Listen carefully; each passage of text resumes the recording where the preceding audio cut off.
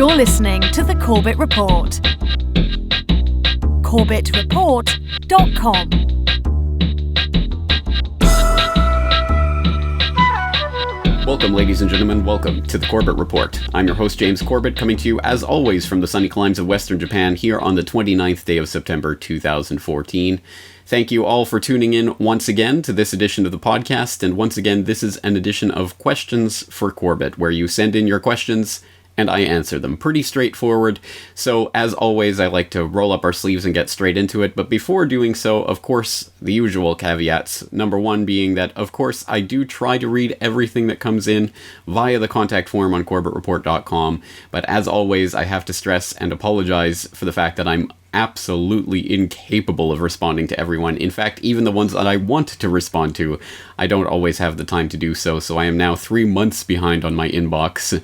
So if you do not receive a personal response from me, please don't fret about it. It really is just due to the volume of emails that I receive. But I do appreciate the info, tips, questions, and assorted other bits and goodies that come in through the contact form. There on CorbettReport.com, where of course you can submit your questions for this podcast series, and you can also take advantage of the recording program that I have up there for you to record your voice through your computer's microphone in order to get a audio question into this series. And of course, audio is given preference, as is video. Once again, if you do have a video question for Corbett that you'd like to submit, put it up on YouTube or whatever video sharing site, or just send it to me directly. At any rate, do let me know that it's out there so that I do know it exists, and I'll be happy to include it in the next Questions for Corbett. Also, of course, we accept Twitter questions at Corbett Report, or basically any other way that you can think of to do it. And, of course, the number one priority will be given to questions that are left on this post on CorbettReport.com by Corbett Report members. Once again, if you are a member of the Corbett Report, i.e. for as little as $1 a month, you can sign up to become a member. You get not only the weekly Corbett Report subscriber newsletter, but you also get the access to log into the website and leave your comments and questions directly on the website. So priority will be given to questions that are left on the previous month's QFC episode post on the website. Having said all of that, let's actually get into the meat and potatoes of this episode, the reason that you and I are both here, which is for me to A your Qs. So let's get straight into it with the first question coming from Richard. I was recently reading the book The History of the Supreme Court of the United States by Gustavus Myers, and in it he very casually mentioned the fact that the US Constitution was drafted under secrecy and behind closed doors. I must admit I had never heard that before and was a bit shocked. What is your take on the secrecy surrounding the US Constitution's creation? All right, thank you for that, Richard. You're exactly right. This is, in fact, absolutely 100% mainline history. There's nothing at all conspiratorial about this. It's absolutely admitted that the Constitution of the United States was drafted in secret. You can even get that from the National Constitution Center, constitutioncenter.org. Talking about the fast facts about the Constitution, number 3 is the U.S. Constitution was prepared in secret behind locked doors that were guarded by sentries. So, yes, again, this is 100% mainline fact, and the reason for this is essentially because the resolution from Continental Congress that gave the authority to convene a federal convention, as it was called, was from a resolution that said specifically, quote, that in the opinion of Congress, it is expedient that on the second Monday of May next, a convention of delegates who shall have been appointed by the several states be held at Philadelphia for the sole and express purpose of revising the Articles of Confederation. And so that, again, was the authority under which this convention was convening, and for the sole and express purpose of revising the Articles of Confederation, very quickly turned into, hey, why don't we create an entirely new government under a different constitution? And it really didn't take long before that happened. I believe it was May 25th, 1787, that they were actually able to convene a quorum of at least 7 states, and by May 30th, they had already decided to create a new governmental system altogether. And we get this from the fact that these debates were held held in secret at the time, but we now, of course, have the notes of some of the participants, including the notes of the secret debates of the Federal Convention of 1787, taken by the late Honorable Robert Yates, Chief Justice of the State of New York, and one of the delegates from that state to the said convention, which is available online at the Yale Law School website, and you can read from the very first entry, Wednesday, May 30th, 1787, that the third point that was resolved about this by this convention was that a national government ought to be established consisting of a supreme judicial, legislative, and executive. So literally within days of actually convening the convention, they had already decided to well and truly exceed their bounds. So yes, again, this is mainline history. There's nothing secretive about it. The U.S. Constitution was drafted in secret. It was done in kind of a tricky way. The proceedings of the convention itself and the votes that the convention took in the debates were part of the open public record, but its committee proceedings were not. So that every morning at 10 a.m., the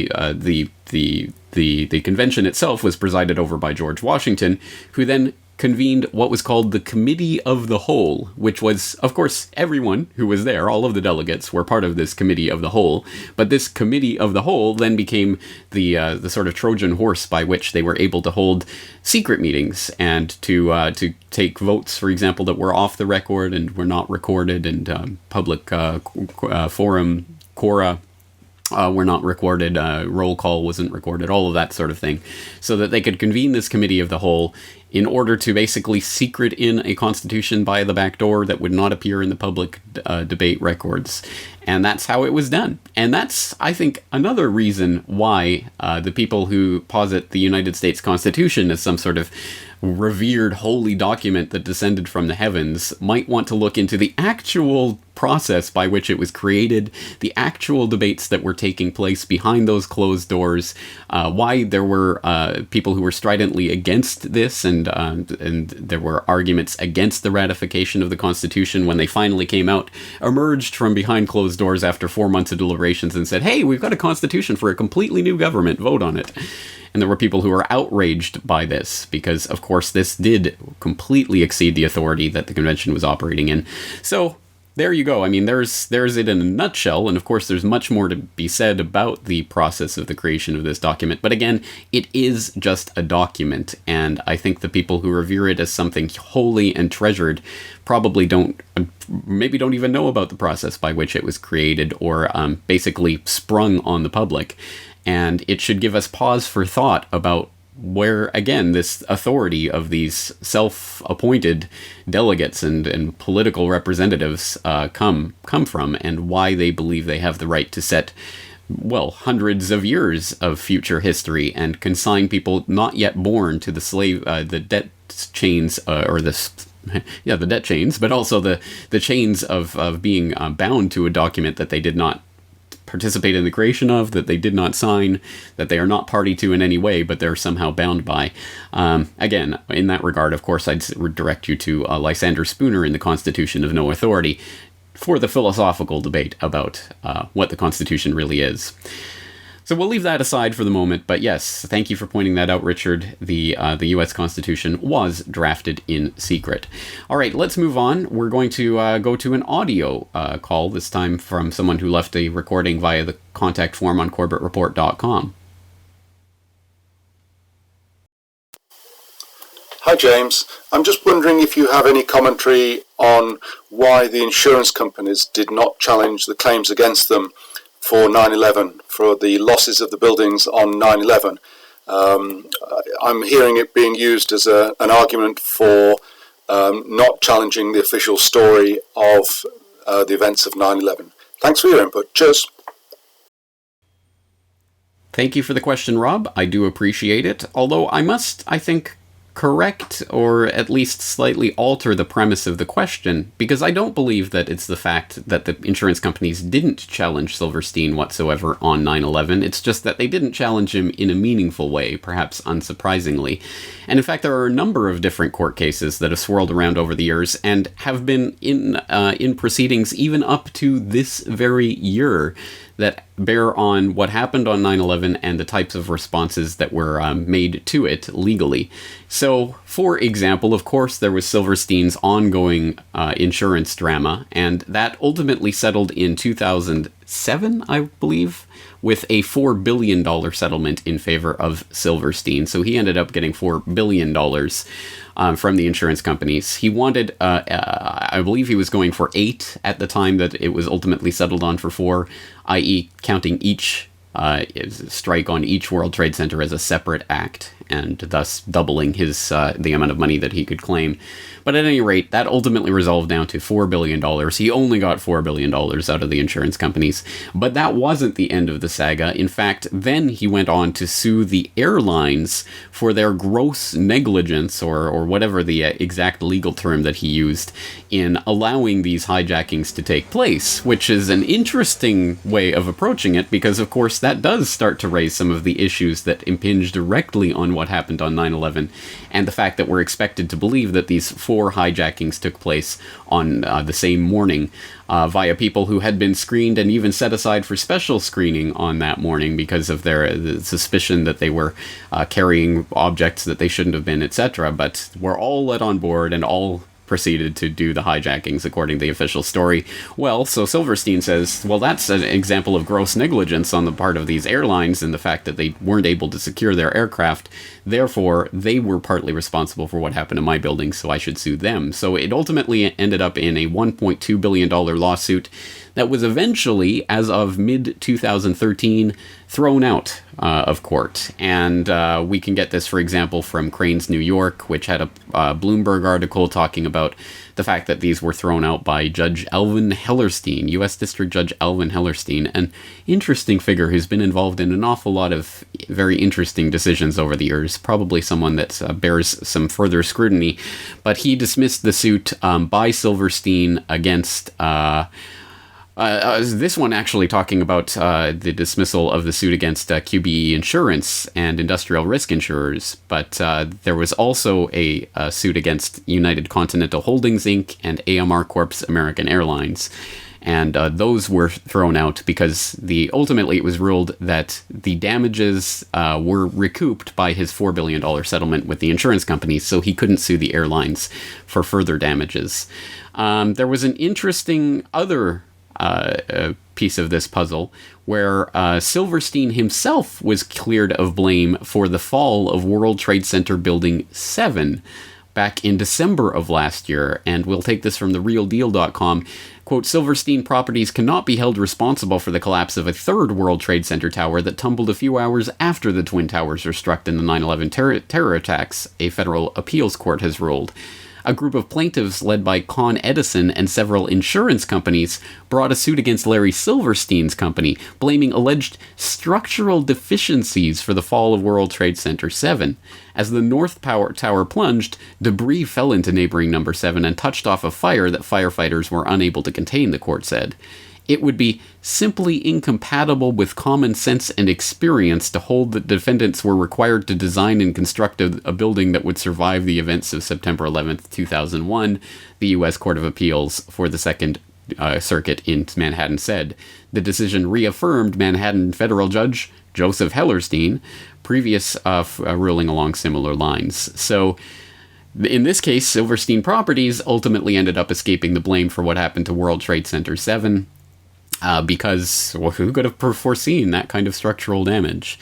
And of course, this gets into the heart of what NIST says actually brought down the building, and the fact that I guess everyone who works in a steel-framed skyscraper should now be deathly afraid of office fires, which apparently can bring down the entire structure directly down, basically into its own footprint at freefall gravitational acceleration for the first 1/3 of the descent. That's pretty scary stuff. Better make sure you don't set on a fire in an office building, although it's never happened before, never happened since in a similar office tower. At any rate, those are some of the court cases, but, and again, there was another one that ultimately ended up concluding in May of this year. Airlines exempt from September 11th environmental claim. American Airlines and United Airlines and the World Trade Center leaseholder do not have to pay a property developer environmental cleanup cost from the September 11th, 2001 hijacked plane attacks. a U.S. appeals court ruled on Friday. Real estate developer Cedar and Washington Associates sued in 2008 to recoup costs associated with cleaning up asbestos, fiberglass, and other particles during the renovation of a 12-story apartment building near the site in Lower Manhattan where the World Trade Center's Twin Towers were destroyed. So again, an interesting little piece of this puzzle where basically a developer is trying to sue in order to defray the costs of the asbestos and fiberglass cleanup, which many people have pointed to as one of the potential reasons that the Twin Towers were brought down that day, in order to avoid the recladding of the entire building, the replacement of the asbestos that was going to need to happen at some point. Anyways, probably to the tune of billions of dollars. Well, they just blew up the buildings, collected the insurance money, and basically were able to claim an act of war in order to defray the costs that were associated with that cleanup. Absolutely incredible. And that's the defense they used, by the way. They said it was an act of war, so under a law enacted in 1980 to deal with environmental and health and risk caused by industrial pollution, they were able to defray their liability for that. Very interesting, the legal maneuvers that have gone on. Of course, in all of these legal maneuvers, no one has ever brought up something like, oh, but Silverstein said pull it, or anything of that sort. Absolutely nothing that would imply that there was anything behind these attacks beyond the 19 men with box cutters. And of course, we would never see that from any of the main players here at the table in any of these courtrooms, even if billions of dollars are on the line, because ultimately these are billions of dollars that are being traded hands basically between people who are on the inside, and the ultimate costs of this are defrayed off to the reinsurers who basically saddled on at the last minute to do a deal that they did not understand, and it's ultimately their customers that end up paying for that in the form of higher premiums for their own payments. So this is the way it's done. This is business, and we should not expect otherwise. I do seem to recall at the time of the airlines lawsuit that there were people who were speculating that the airlines were going to bring forward some kind of defense, basically bringing some sort of 9/11 truth to the courts, or someone was trying to lobby the airlines in order to accept the sort of a friend of the court type petition talking about some of these issues. I seem to recall that. I can't find it online right now, but at any rate, of course, it came to nothing and was never used. So I don't think we should expect anything different. I don't think we're going to find any sort of justice through this type of court case in this head-on way, and certainly it hasn't occurred to this point. So thank you again for that question, Rob. I do appreciate it. Let's move on to the next question, this one of a much more philosophical bent, and this one comes from David, who writes, my question to you is if you have considered that the individual-collective dichotomy might be a false dichotomy. I'm referring here to notions of commons and layerings of authority in a wide variety of structures, as opposed to a completely atomistic individualism, where I personally would place voluntarism, libertarianism on the one hand, and a collective statism on the other hand. A concrete example, states often use the idea of an individual, in this case children's rights, to further the goal of destroying family units by substituting the state as the guarantor of those rights. Is it not possible that the family unit is a common entity with its own place in society, which is different from that of persons, and with its own rights, obligations, and duties over and above that of the individual person, but also in contradistinction to the state of or other entities? Okay, a very detailed philosophical question here, and ultimately, to answer the first part of the question, yes, I do believe that the individual-collective distinction is something of a false dichotomy, at least the way that it's used in these types of debates to try to make, I think, simplistic strawman arguments about what voluntarism is, or, on the other hand, I suppose, about what collective socialism is. I don't think that it is... I don't think anyone is arguing for complete atomistic individualism or complete collectivism. I think everything is an admixture of the two. And to that extent, I don't think it's a necessarily useful distinction. I suppose you could put some sort of spectrum out there and say which side of the spectrum you'd like to fall on. But for myself personally, I mean, for example, I of course believe in individual rights, but that does not mean that I believe that people should basically be the Unabomber living in the wilderness. I mean, they can if they want to be, and they should be allowed to be if they want to be, free and exempt from any obligations by any people in funny hats wearing funny badges who claim to be the authority that represents a given geographical area.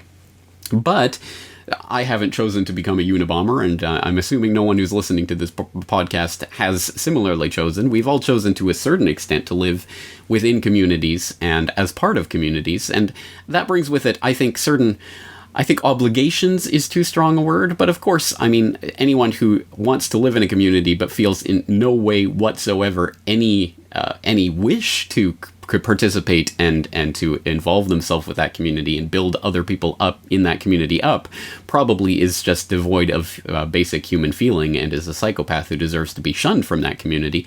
But at any rate, I don't think obligation is necessarily the right way to look at it, because as you say, David, I agree, the state likes to set itself up as the guarantor of rights and the enforcer of obligations, which is a way, of course, of basically sneaking things in the back door that none of us want.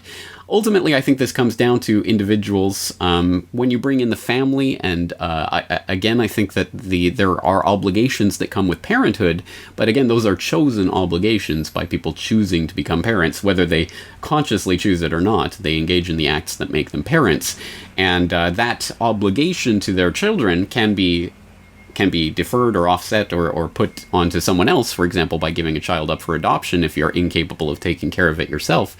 But at any rate, I think there are certain obligations that parents have to children, but who becomes the enforcer of those obligations? I mean, does the state have the right to step in and enforce what happens in the family unit? Ultimately, I don't think so, because I don't believe that the state should exist, but it does raise the question of to what extent do communities have an obligation towards the sort of protection of children that are being abused, because child abuse really does happen and things of that nature. It is a sticky situation, I agree, but it isn't one that I think can be resolved by simply saying 100% atomistic individualism, everyone is a Unabomber living in their own square of the woods, versus everyone is a collective, in slavery to the collective and must do whatever the collective demands. I think that's a obviously oversimplistic way of looking at it. So it does require a bit of philosophical nuance, which I know is not popular, and requires a bit of philosophical rigor, which, to be fair, we haven't really explored in that degree of detail here on the program, so that is absolutely something to explore in a future episode in a greater degree of detail with some of the, hopefully some of the leading thinkers on these subjects. So let's add that to the list of things that we will cover in a future episode of the Corbett Report podcast, and if there is any intrepid listener out there who wants to make a list of the things that we have said we should cover in a future episode, it's got to be a pretty interesting list by this point, although probably dozens of pages long. So we should actually be taking notes of this, and someone should send me that list so I can actually follow up on all of these different threads, because they are all worthy of looking into. So thank you again for that, David. All right, let's go to Twitter for a tweet question that we got in from @Regento? I'm not sure how that wants to be pronounced, but at any rate, this Twitter user asks, an ABC journalist said to me, "There is no censorship in the mainstream media." How would you reply to that? Well, first of all, I would reply with a hearty, ha! Oh my god, that's funny. That actually reminds me of this guy. Who can forget this guy? This is nonsense. Now retired, Dewey Claridge was the CIA's man in charge of Central America in the early 80s. He insists the agency had nothing to do with any drug trafficking or with any cover-up. Oh, don't give me the conspiracy bullshit. Come on, you're a more intelligent man than that. Well, come on. I mean, come on. Listen. There has never been a conspiracy in this country. There has never been a conspiracy in this country. Oh, I never get tired of that one. Yes, ridiculous is one way of responding to a claim like that. But let's give that kind of claim the at least the honor of being treated seriously for a moment, so that we can dissect it. And I think that there are obviously a number of different ways through which censorship functions in any field, but of course in the mainstream media as well. and that censorship is not always overt, and it does not always come down from on high. There is a great degree, I think by far the majority of quote-unquote censorship that takes place in the mainstream media is self-censorship, that there are certain stories that come along across reporters' desks that they don't look into because they understand that they're either not going to be allowed to work on that story, or if they do, suggest it, that they're going to be basically classified as crazy by their assigning editors, so they don't go into those certain areas. That's the structure by which the mainstream media generally functions, that there is a huge degree to which self-censorship takes place that doesn't look like censorship at all, because it's a choice that people make not to look into certain areas. So that's, I think, the primary function of censorship in the media. But of course, there's also the question of simply those areas, those questions that just don't get looked at or looked into because they are not assigned by the editors themselves. I mean, that's, again, a huge part of the way that this takes place. There are the people that you don't go to for a quote on any given subject becomes the missing voice in a conversation that could provide another angle, so that basically the editors of any given piece get to assign the what ultimately ends up being the two sides of whatever given debate they deem fit to put into print or put onto television for the purposes of informing their viewers or listeners or readers, and they get to decide the boundaries of those debate by simply deciding who gets quoted and who doesn't, who gets taken seriously and who doesn't, who is worthy of speaking to on any given subject and who isn't. And simply by doing that, again, you can frame the boundaries of the discourse so that there doesn't necessarily have to be censorship per se. It's just a question of, what sources do you go to? Who do you talk to? What do they talk about? Is one way of controlling the debate. And of course, then there are the issues of actual censorship that takes place. And we've seen that a number of times. One of the ones that I think is fairly commonly known is to do with the bovine growth hormone in milk story that was being worked on by some Fox reporters. And that for a new series that Fox was going to unveil about hard-hitting investigative reports, and this was the first episode in that series, and ultimately word came down from on high on corporate side of things that, no, you're not going to look into that, and basically that was the end of the contract of these reporters who were going to be the hard-hitting investigative reporters. There's a video online that I'll throw in the show notes about that has done a lot of rounds in the past several years, so that's one example. Another example, of course, I mean, even looking at something pretty mainstream like The Insider, starring Al Pacino and Russell Cameron or Russell Crowe, or this is the extent of my knowledge of Hollywood.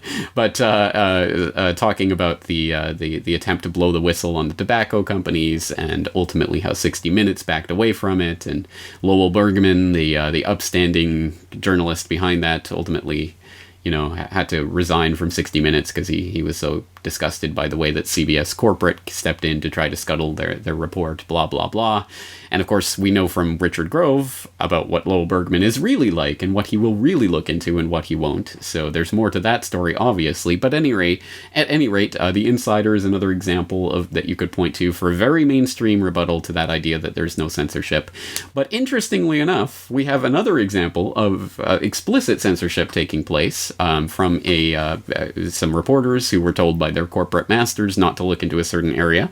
That is very interesting to look into, and we will touch on that in the very next question. So let's get to the next question with a thank you once again to @Rehento for that question via Twitter. But the next question via the contact form from Anonymous, who writes, "Hey, what's your take on this big boy?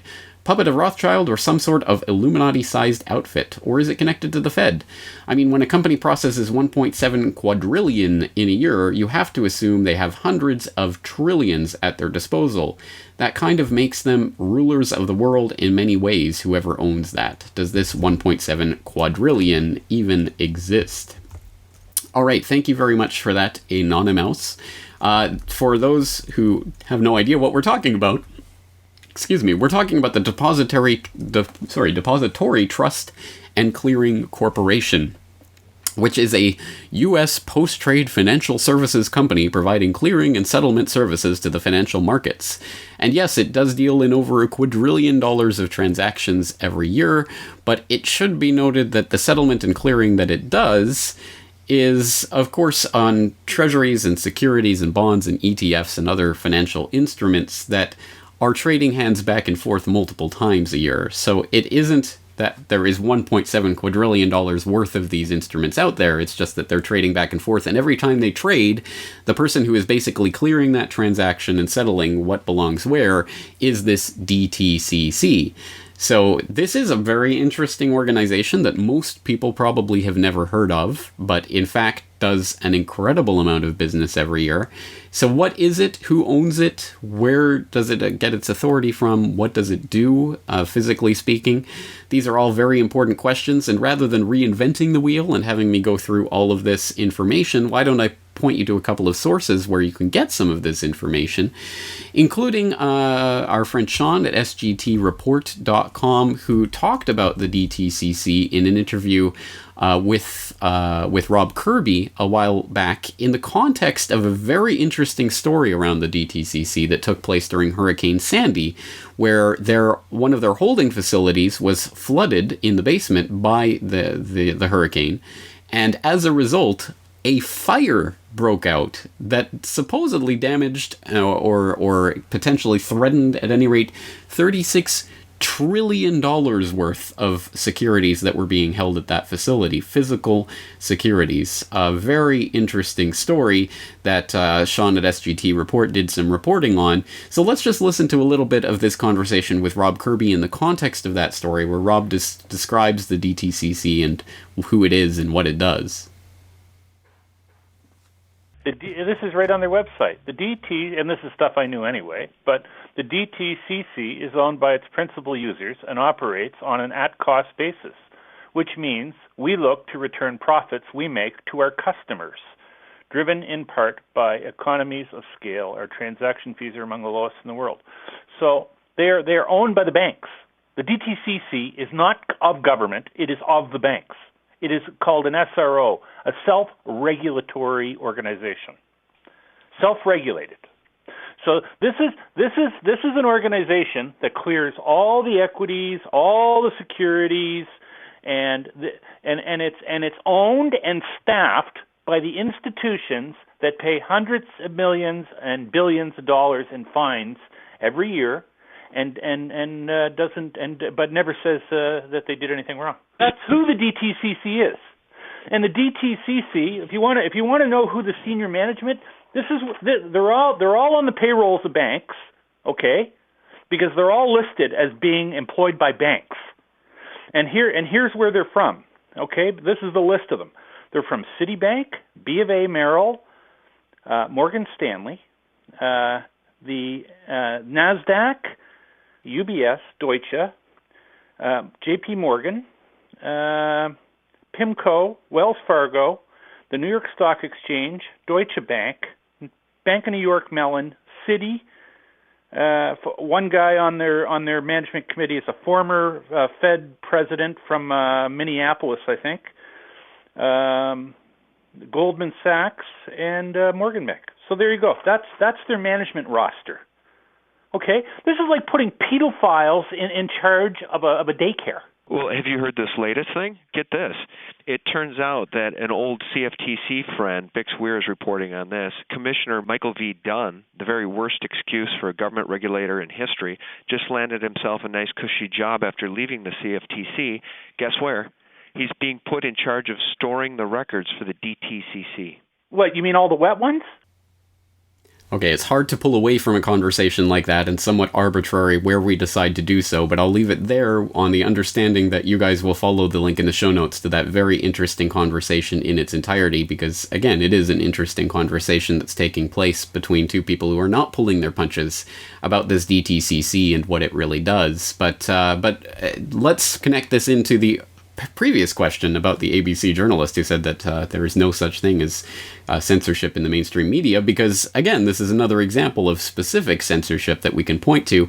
There is a researcher by the name of Bix Weir at roadtoruta.com who has done some work on the DTCC and talking about the DTCC conspiracy and who's behind it, and this entity which clears and settles and nominally controls all these trillions upon trillions of dollars in securities. And he was actually interviewed about that subject for a History Channel documentary that, surprisingly enough, was yanked at the last minute. Right, and it's interesting you brought up the DTCC because I believe recently you were scheduled to be on an episode. Is it the History Channel that was doing yeah, an episode on yeah. It was an episode on the secret underground of America, and it's a show called America's Book of Secrets. And the fact that they were willing to even cover this topic blew my mind. Oh, I was amazed. And they brought me down to L.A. and I spent half a day in there with the producer and the film guys, and had them blown away. They're running to their bank right after the interview. And then a really interesting thing happened. Literally 2 days before it was supposed to air, I called the producer and he had been fired.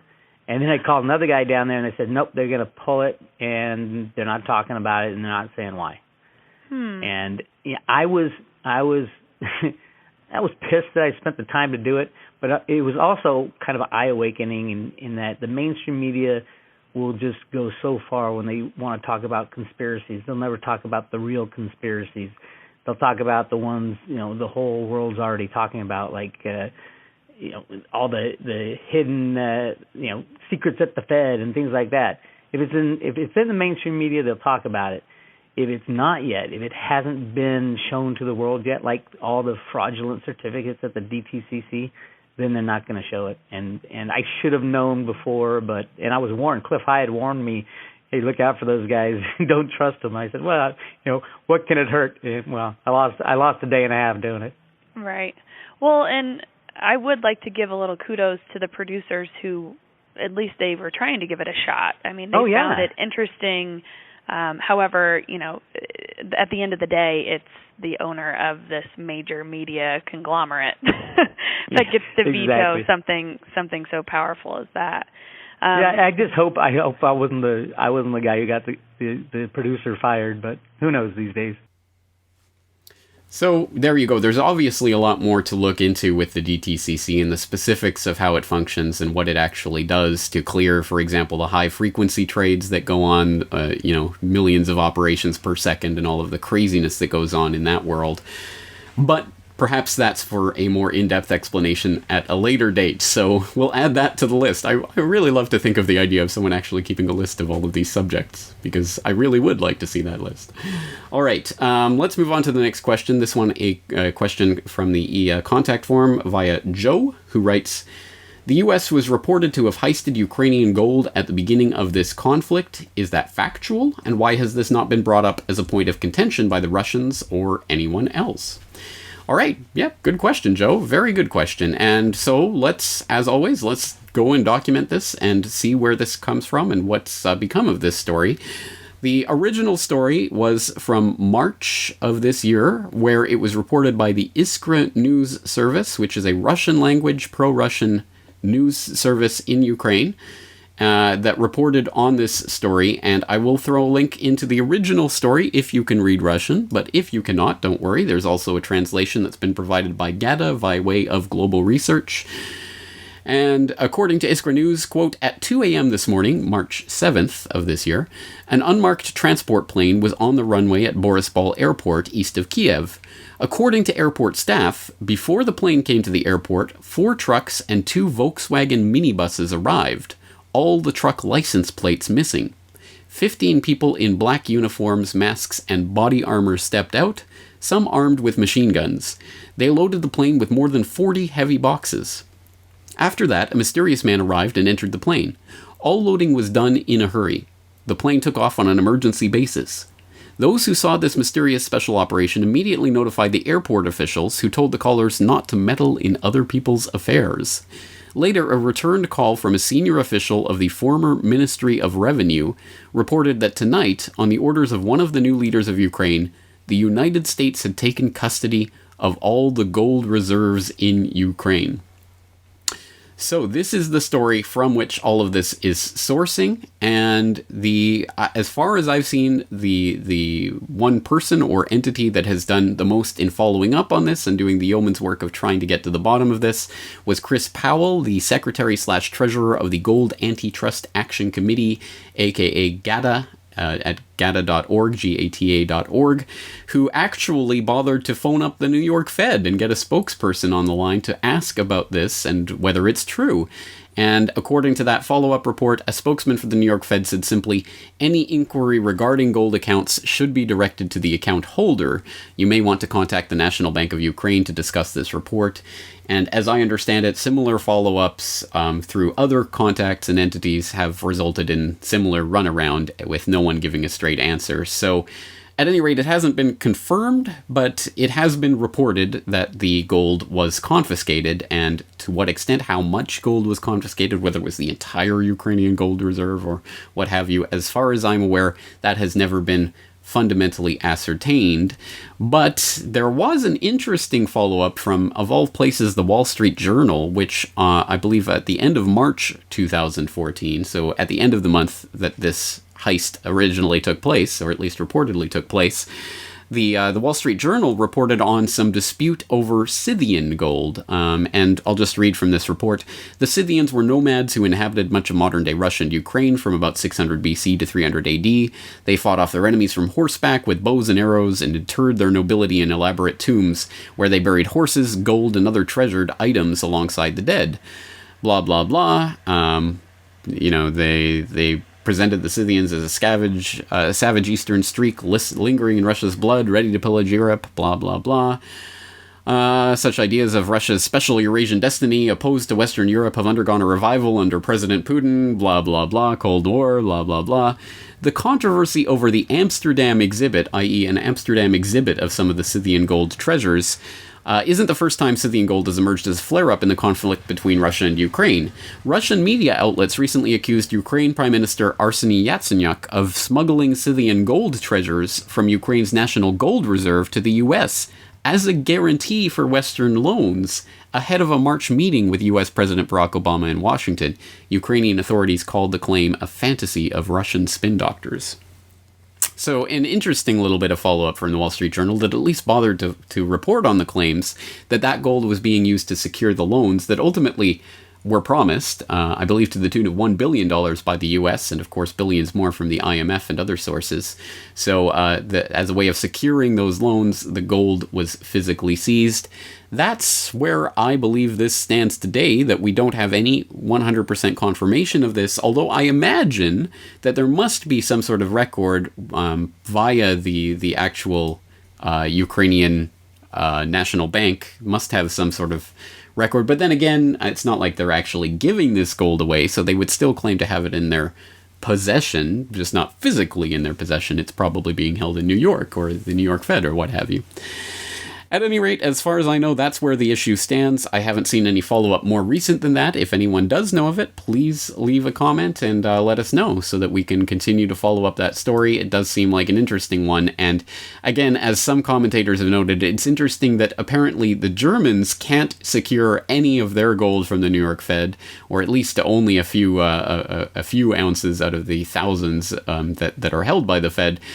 In all of the months and months that they've been trying, and the years that it will apparently take to continue to get even a fraction of their gold from the New York Fed, and yet they can get a plane together and get tons of gold shipped out overnight when they need to, or at least reportedly so.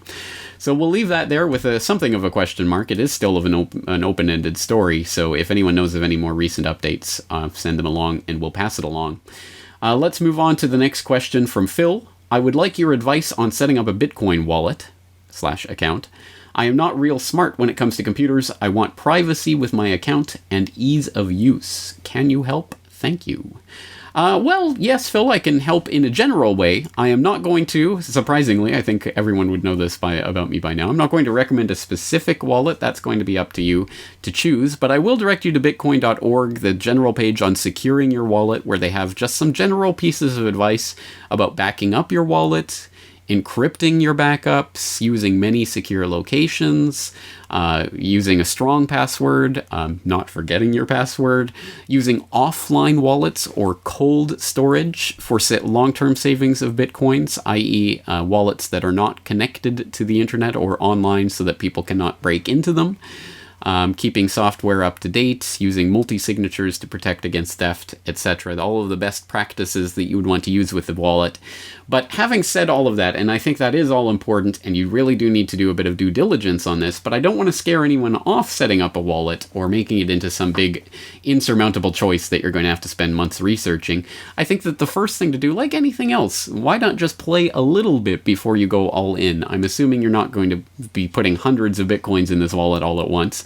You're probably going to want to start off with a small amount, so assuming you have less than, say, 1 Bitcoin that you want to just play around with and get to know a wallet and how it functions and whether it's right for you, why not just take a little bit, half a Bitcoin or whatever it is, put it in a wallet, use that wallet however you think you're going to use it by doing whatever online transactions or whatever you want to do, and see how it works for you, and whether the backups and the encryption and the passwords and everything is something that you can deal with.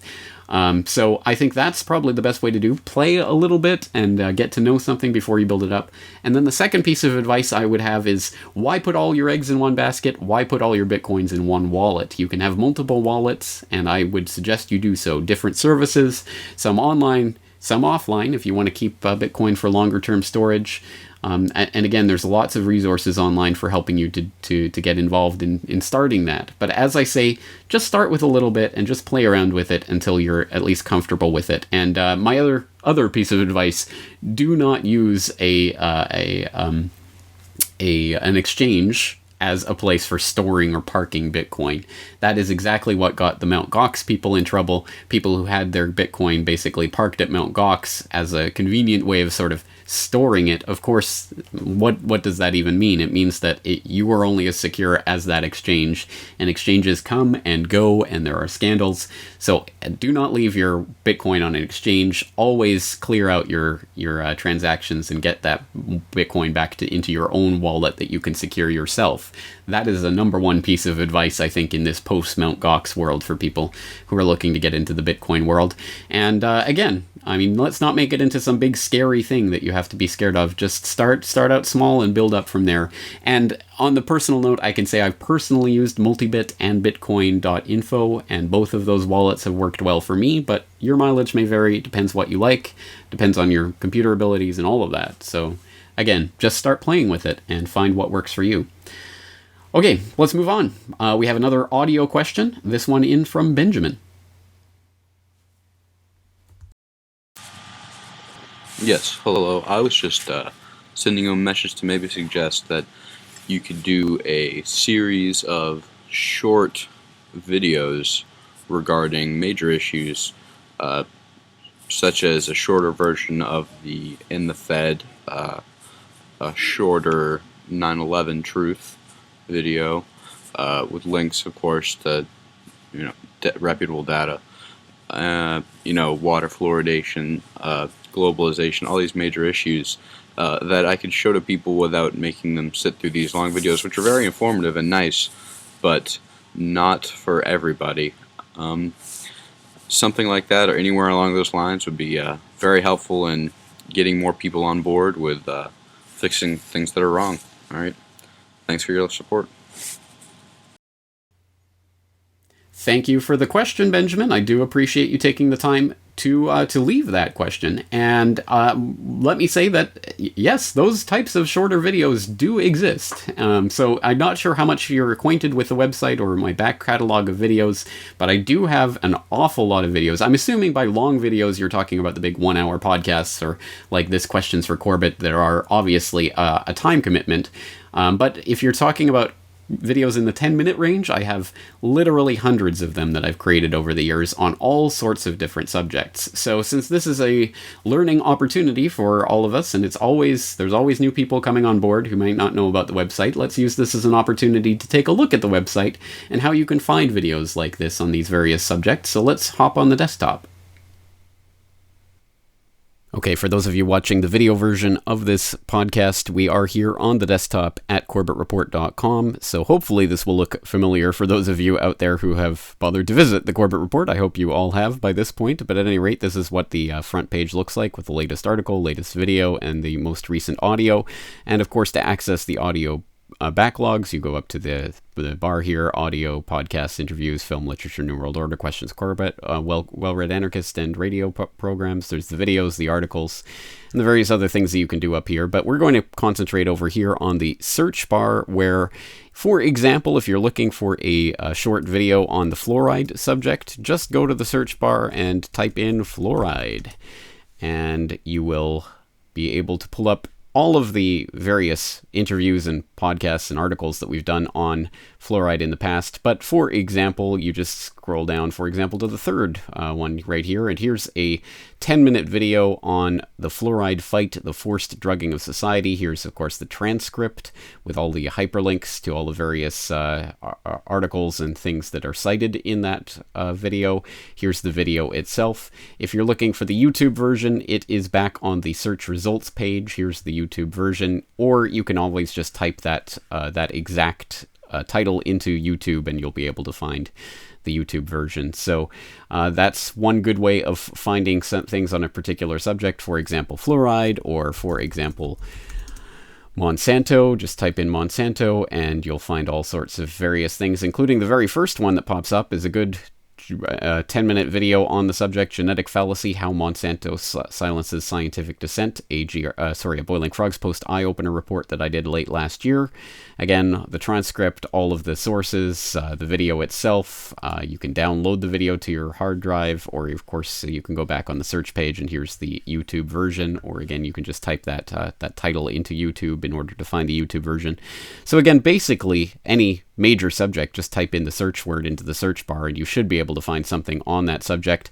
Or if you don't know what to search for, there are the search tags here of some of the most popular tags on the website. So for example, if you're looking for something on the subject of Fukushima, just click on the Fukushima one and you'll get all the various articles and videos and interviews that mention Fukushima on one handy list. And of course you can use the next page function to keep scrolling through that list back into the archives. So again, that's the easiest way to find it. And again, if you're interested in a particular subject like fluoride, it really is quicker just to type it into the search bar than it is to contact me about that. So I hope that helps. And for anyone who hasn't yet used the search bar on corbettreport.com, it is a handy dandy tool. I suggest you do so.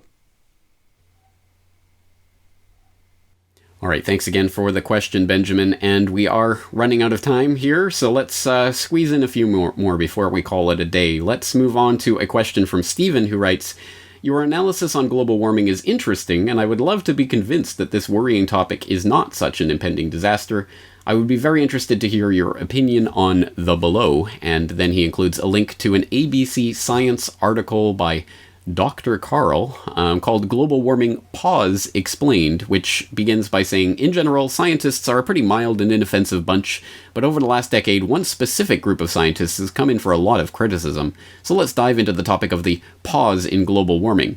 In the USA, the Wall Street Journal wrote, 'Temperatures have been flat for 15 years. Nobody can properly explain it.' Another newspaper from the same stable, the UK Daily Mail, wrote, 'Global warming pause may last 20 more years, and Arctic sea ice has already started to recover.' Both of these statements are very reassuring, but unfortunately very, very wrong. With regard to this pause, there are two major claims made by those who deny the science of climate change. The first one is that the climate is actually cooling, not warming. That is incorrect. The second claim is that after some previous warming, the global climate is now constant and neither warming nor cooling. In other words, that the climate is in a kind of holding pattern or hiatus. This is also incorrect. So let's look at the claim that the surface temperatures have not increased since 1998. But first, why the year 1998? Why not 1997 or 1999? Etc., etc. I'll let you go on and read the full article, and he basically goes on to state that 1998 was one of the hottest years ever, or was the hottest year according to the estimates, as a result of the fact that it was there were certain weather conditions that year that made it sort of hotter than usual, and so years afterwards look cooler in comparison, but are still hotter when grouped in an aggregate decade on decade. And ultimately, it goes on to talk about all of the key talking points that you'll hear about in this regard, including the, I think, particularly ridiculous claim that the amount of extra heat trapped in the atmosphere by these greenhouse gases is equal to the energy released by some 400,000 Hiroshima atom bombs each day. One wonders how many toaster ovens that would be equivalent to, or what have you. Again, some of those types of scaremongering quotes have made the rounds, shall we say, and have become part of the lore of the way that this topic is argued about. And there are a lot of different things to say about this. The first of all is that the temperature record itself is not constant, and people should be interested in the fact that the years in the past, for example the 1930s, which were previously the hottest decade, continues to get colder now. In recent years, the temperature records from the 1930s have been revised consistently downward, and temperature records from the 1990s and later have been revised consistently upwards by statistical manipulations that are made. Someone who's been doing an excellent job of keeping track of that is I believe it's Steve Godwin at realscience.com. Again, I may be wrong about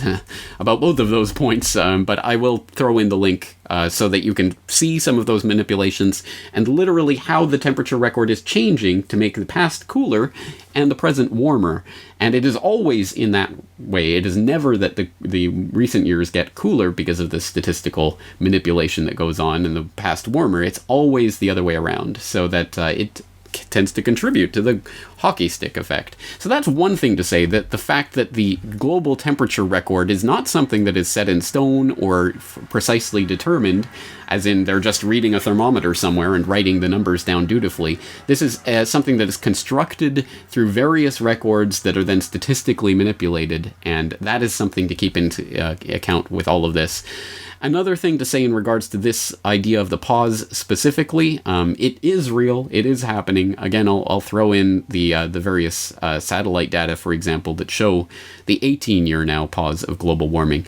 But I'll also throw in a link to, I think, an excellent post that is being updated, as far as I know, that was first posted further back last year, but has been updated as recently as September of this year. The list of excuses for the pause in global warming, which is now up to 52. There have now been 52 separate explanations provided for the pause in global warming, many of which have since either been discarded by the proponents themselves or debunked by various scientific papers. And this list is being kept up to date by What's Up With That blog in conjunction with the Hockey Shtick blog, and they have links to all of the original sources for this information and the debunkings that have been put out there of these various explanations. So just a taste of some of these 52 explanations for why global warming has not been occurring for the past 18 years.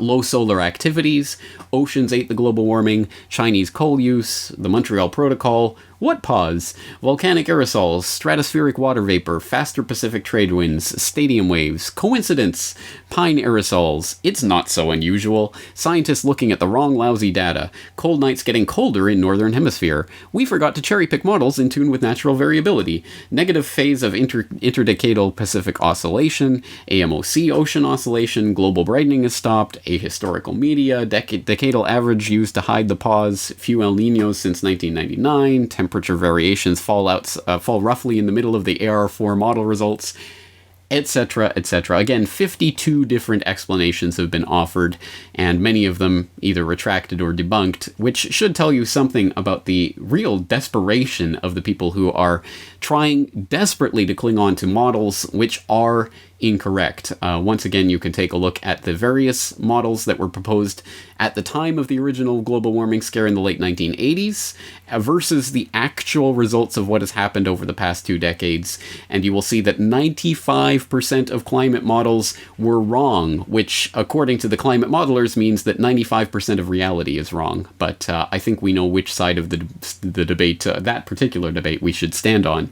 And so there's been a lot of different explanations, and I think, again, it shows the desperation of the people who are trying to cling on to this idea. And all signs point to the fact that this pause will continue for another 2 decades. And it's going to be interesting to see to what extent the framing of this entire debate will change in that course of that decades. And I'm looking towards extinction and biodiversity as being the next thing that everyone jumps on. I don't think there will ever be a point where they say, you know what, we were wrong and climate change isn't a problem, but I think they will jump on a different bandwagon as this one continues to play out in a way that does not go well for the alarmists. Again, a lot more to say about that, and many, many other aspects of global warming. I get a lot of questions in about this, and it's, again, topics like this that you could devote an entire hour to and really examine the science, but it's difficult to do so in bits and pieces like this. It's difficult to do so without a proper background in statistics and things of that nature. People like Steve McIntyre who do this type of statistical analysis and know the different tricks that are being used. So the best way to keep up with this debate really is to subscribe to a bunch of different RSS feeds of different websites. And of course, I recommend places like What's Up With That and Steve McIntyre's blog and The Hockey Shtick and places like that. But by all means, keep up with the other side of the debate. Keep up with the Jim Cooks of the world, who I think are cooking the books in a lot of ways. But again, it's up to you. And we will continue to return to this topic, and hopefully in more depth the next time we do so, because I know there's a lot of questions out there on these various topics. All right, let's move along to the next question. Richie writes, "Hey Corbett, where do you stand on the drug war and drug prohibition?" Well, simple question, simple answer. I'm against it. And there are a lot of reasons for that answer. Obviously, the drug war is used as an excuse for the militarization of the police and as a target for mostly for lower income and racial minorities are the targets of this. And that's exactly, for example, what Ron Paul was arguing back in 2008 and 2012. The drug war is used to target black people. So why are black populations not up in arms about it, metaphorically speaking? And of course, for that, he's portrayed as some sort of racist. So again, you can never win with a debate like that. But beyond that, of course, the entire drug trade is controlled by the intelligence agencies. Before that, it was controlled by the secret societies. Skull and Bones, the founders of Skull and Bones made their fortunes in the opium trade with China. All of that, the Russell Trust and all of that is documented history, and I will throw in links to some of the many Corbett reports we've done on this topic, talking about the secret society's connections to the drug trade, talking about how that morphed into the intelligence agency's control of the drug trade. Of course, we can again throw in to the mix Sibel Edmonds' Gladio B series, where we talked about Gladio-protected drug and money laundering that is done from Afghanistan and places like that to through intermediaries to Belgium and then to the United States. That's one of the main shipping routes. And the entire conflict in Afghanistan can be seen as a way of trying to wrest the poppy fields out of the control of the Russian sphere of influence. So again, there's a lot to say in that regard. And ultimately, yes, it's one big phony thing that's been set up as a way of building up the police state and of controlling the incredible amount of money, the billions upon billions upon billions upon billions that are at stake in this global drug game each and every single year. Hundreds of billions when you add it all up.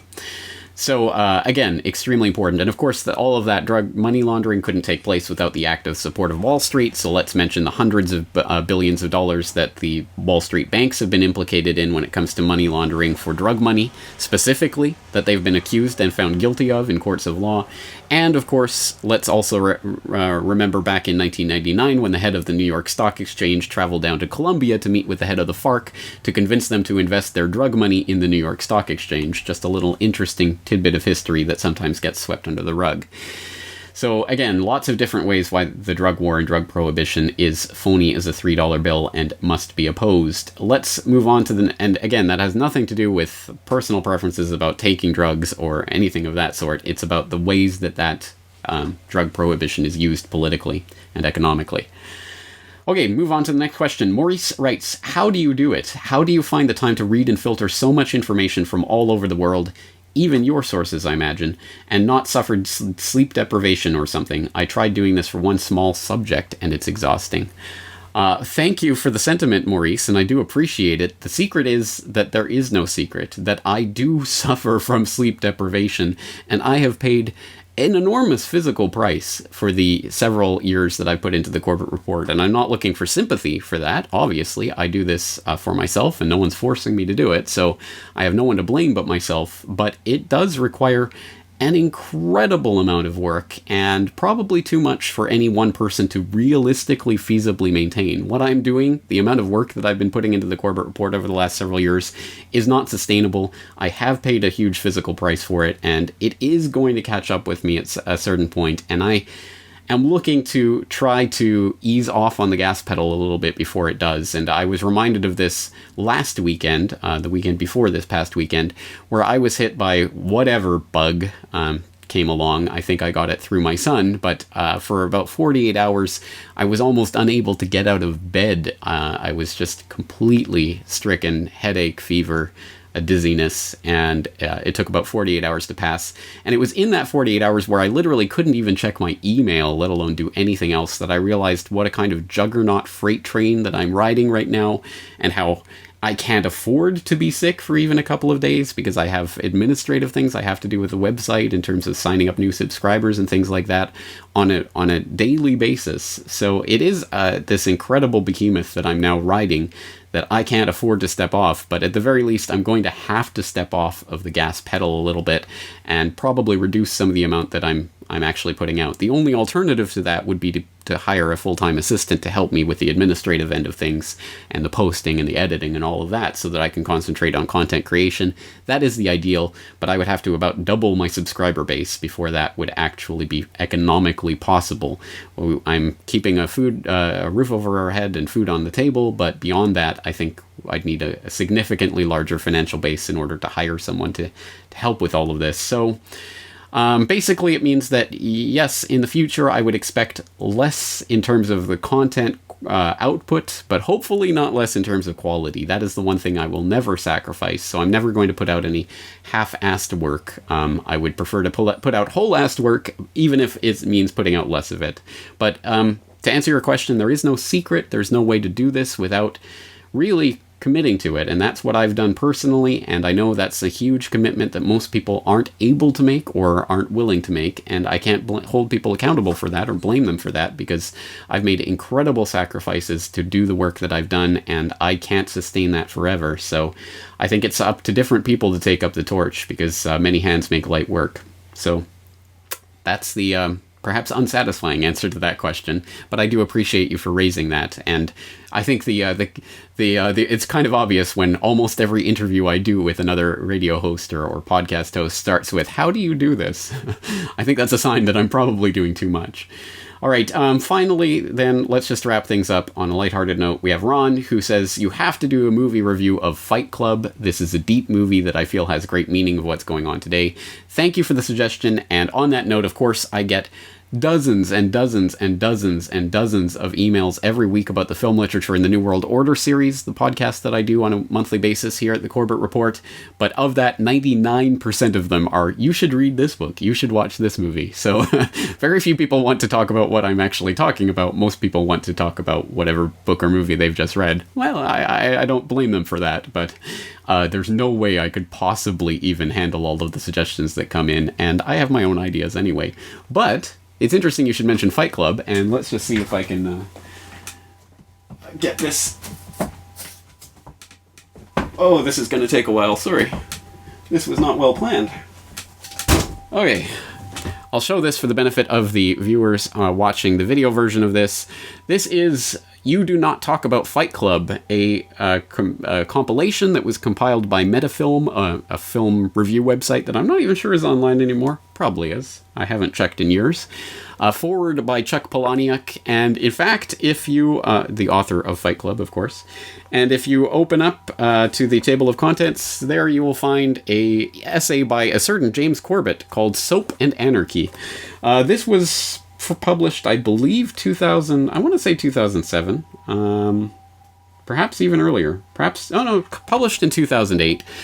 And they took an essay that I wrote, I believe, in 2006, 2007, somewhere in that time frame, and they published it in here as one of the essays. So this actually predates the Corbett Report, so it doesn't really talk about anything that the Corbett Report talks about, but an interesting little nugget, I guess, for the James Corbett collectors in the crowd who want to have everything that I've ever done. You can take a look at this book, You Do Not Talk About Fight Club, where I talk about soap and anarchy. It was an interesting little tangent that I got onto. But yes, I agree. Fight Club is an interesting and worthy movie of consideration, and we'll add it to the mix, and who knows when, if, or how we'll talk about it, but I'm sure we'll get to it in some context. So, once again, I do appreciate all of the questions, comments, and ideas that come in through the contact form, even if I don't get back to you personally. Thank you for doing it. And I always look forward to these Q&A sessions. There's always lots of great info that we can at least get on the table, and as always, the best part of this is the show notes, where you can find links to everything we're talking about and start exploring this in more depth in your own time. And I hope that if nothing else, that's what this series accomplishes. So we will leave things there for today. Once again, I want to thank you all for your support and for tuning in for this edition of Questions for Corbett. Looking forward to talking to you all again real soon.